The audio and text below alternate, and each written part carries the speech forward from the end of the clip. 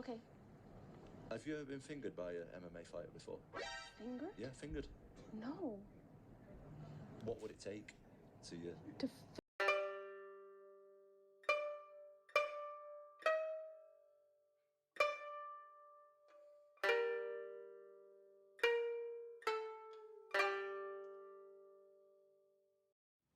Yeah, I'm back. Yeah, I've been gone, but what are you gonna do? Right, I'm back, because I need to be back. Did he quit? I mean, come on, man. Come on. But one thing I will have to say, yo, Anthony Smith, you need to shut your mouth. Shut your mouth.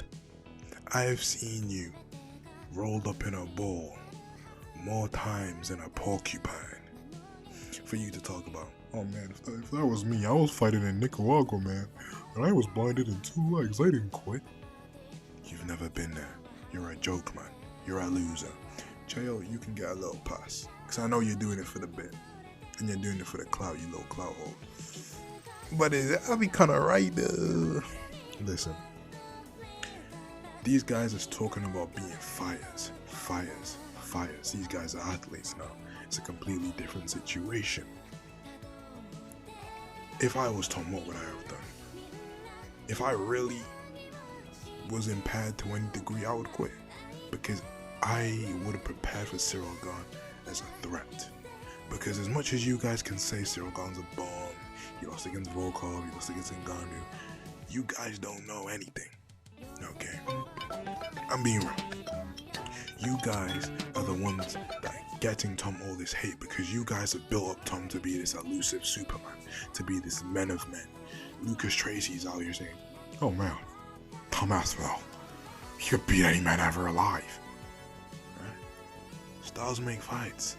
We've been saying this since fighting ever begun, and yet this concept is still missed a lot of you guys' heads. Okay? Ciryl Gane has pedigree, right? As he's lost, but his championship pedigree, he's fought those rounds. He's been 5 rounds. He's fought the best of the best. He's fought better opposition than Tom. Hey, look, if you were to go back the last 10 years, he's one of the top 10 heavyweights. Lucas Tracy, make that list. He's one of the top 10 heavyweights. He is. And I mean, in terms of the eye poke, I'm a bit shaky on this. I'm seeing Tom release a whole 55-minute, YouTube tutorial on how to get ocular surgery and the intricacies on eye health. Hey bro, just say you got poked in the eye and this and that. I don't need to see all this YouTube thing because you're making it a bigger deal than it is. You've got eye poked. It's a serious thing. But other people have been eye poked and have been just fine. Okay, Tom, calm down. And listen, the other eye, I'm gonna put an image. The other eye got poked way worse than the eye that he was holding the paper towel over. Right? I mean, come on. His eyes are low-key closed, but come on. The doctor said he was fine. But come on. Am I just saying this because I wanted to see the fight continue? Yes, I did. I do want to. I've been wanting to see this fight since they first fought in the UFC. I do not want to see Tom Aspinall against anyone that has a BMI higher than 20. I don't even know if that's a correct amount. But if I ever see Tom Aspinall in there with Chris Barnett, Dana, you better be rolling like the president, because people are always questioning why Ciryl Gane getting these many title shots. He doesn't deserve it. This and that. Of course he deserves it. Outside of him and Volkov, who is there? You had Rosenstruik, who was a top 10 UFC heavyweight. Where is he fighting now?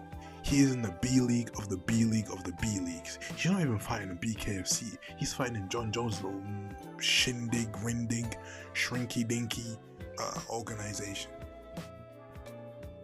Yeah.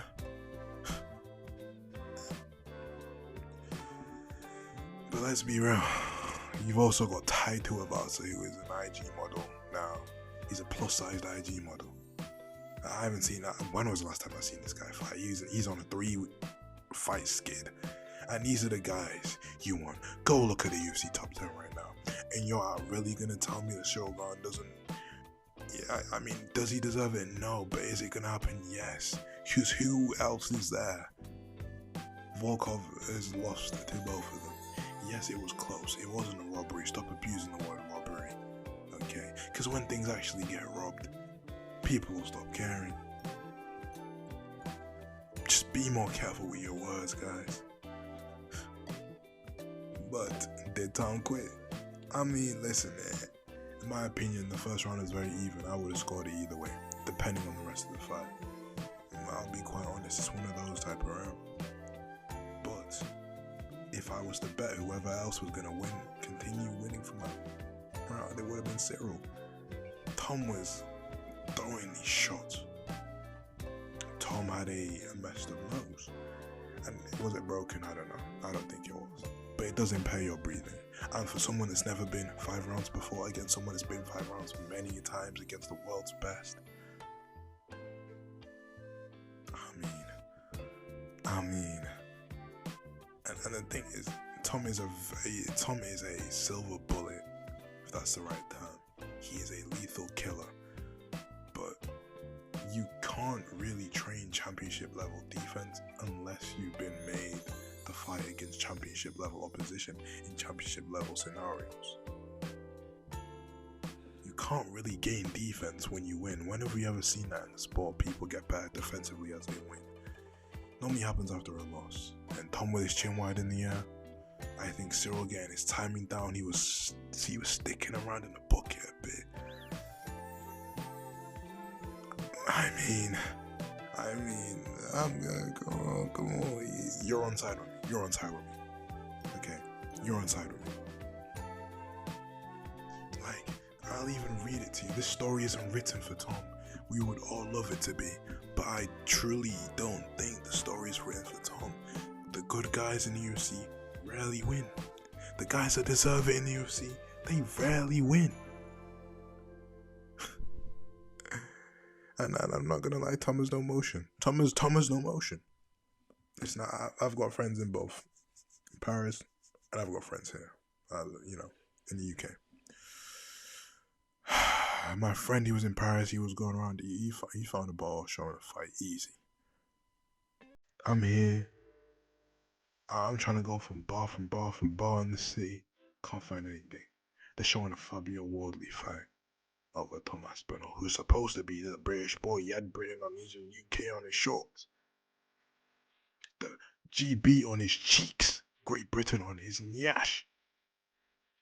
I ain't see no one rep for him. All the pubs that I found, they weren't showing him. They were showing Liverpool versus Brentford. By the way, Salah, if I ever see you in real life, again, roll at the president, because this FPL... Wrong video. Let's talk about the second fight. This second fight... I think it's going to be awful. Everyone's saying it's going to be the fight of the year, fight of the day. It's going to be awful. Because we're going back to what Tom has always said. Look what he said with Alex Pereira. No. He just rugby tackled him straight down.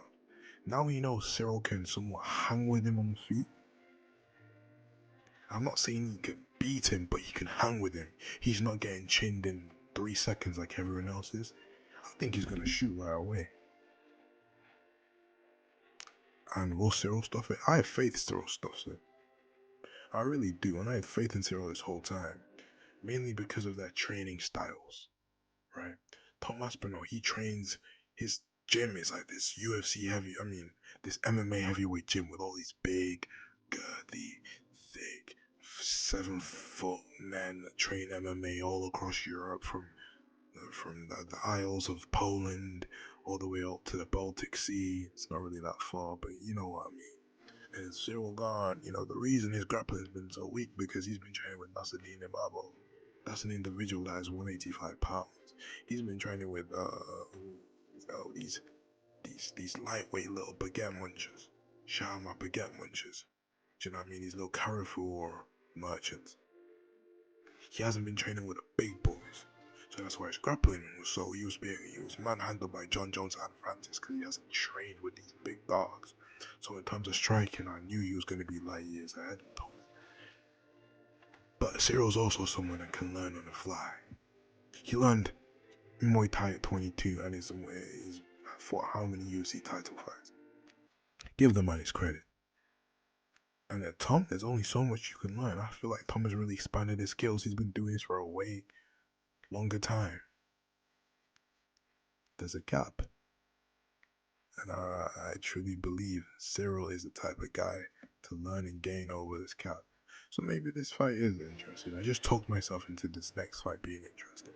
But regardless, it's not going to be for ages. I checked with my boy after the fight. The next available UFC slot is January. It's the first Paramount card. And I don't really know the UFC nowadays. Apparently, Elio was supposed to be on that card. And they're not going to do a double header. They never treat us as good anymore. With a little skank on the side. But my god. They put those two fights on. Oh my god. I might pay for a pay-per-view. I'm joking. I ain't never paying for that stuff ever again. I'm saying never again like I've ever paid, but yeah.